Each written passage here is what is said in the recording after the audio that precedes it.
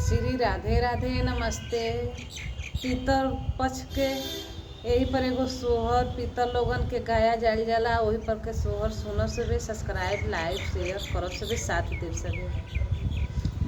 राम जे जान गाया तो सीता गोहन लागे, सीता गोहन लागे हो।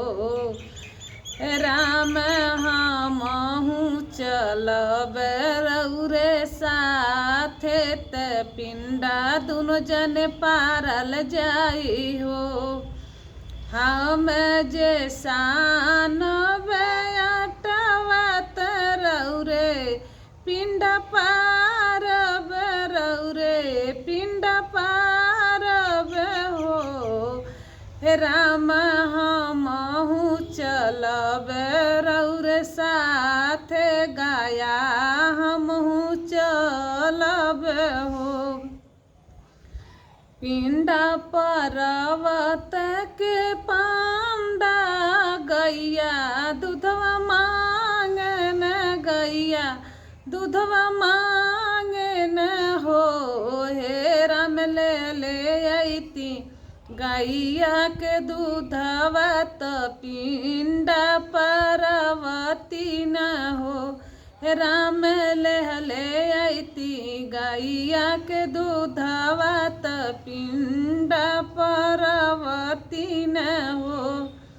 राम जे जान गैया दूधवा आने, तवले पीतर आई जान, तवले पीतर आई जान हो।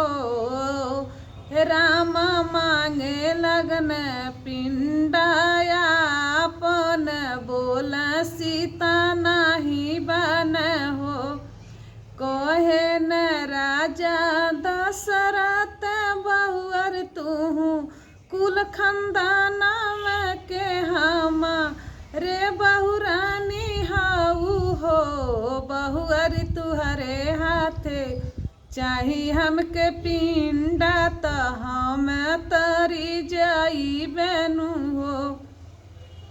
ए बहुअर तुहरे हाथे चाही हमके पिंडा, तो हम तरी जाई बेनु हो।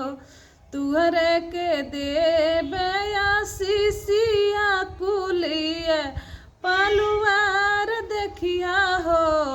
बहुअर तुहरे जे हुई है होरी लवत, ना मामा आगे बढ़ाई है